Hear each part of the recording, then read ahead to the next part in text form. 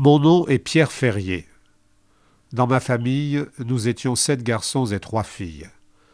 Nous vivions dans une ferme, au hameau des Vincents, à Tess, dans le balcon de Beldonne.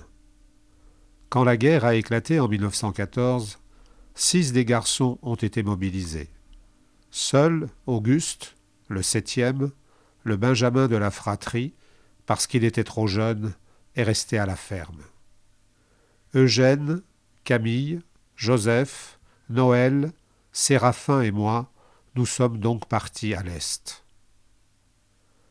La guerre a englouti successivement 4 de mes frères.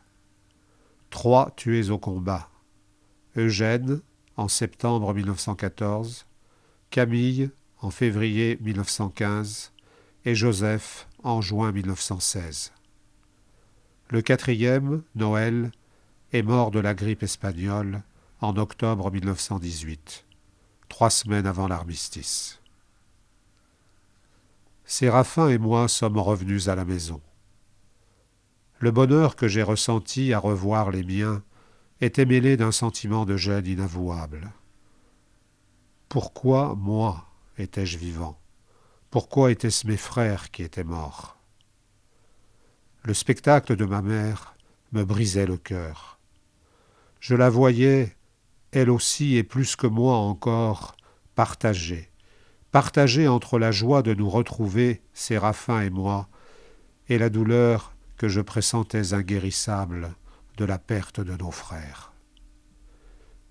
Comment une mère peut-elle supporter d'avoir vu en 4 ans mourir 4 de ses fils? De sa douleur on ne parlait pas. Peut-être parce qu'en parler l'aurait amplifié.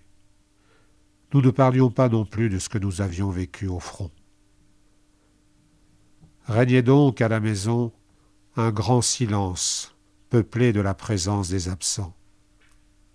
Et puis, parmi les 4 morts, il y avait Eugène. Eugène dont on n'avait pas retrouvé le corps. Et flottait parfois dans les regards le fol espoir qu'il avait été fait prisonnier, qu'un jour, comme Lazare, il se relèverait d'entre les morts et qu'il apparaîtrait à la porte de la maison. Mais cela ne s'est pas produit, et ma mère est morte à son tour, 8 ans plus tard, en 1926. Moi qui avais eu si peur d'être enterré vivant dans les tranchées, j'ai tout enfoui au fond de moi. Ce n'est qu'aujourd'hui, petit à petit, que je peux dire.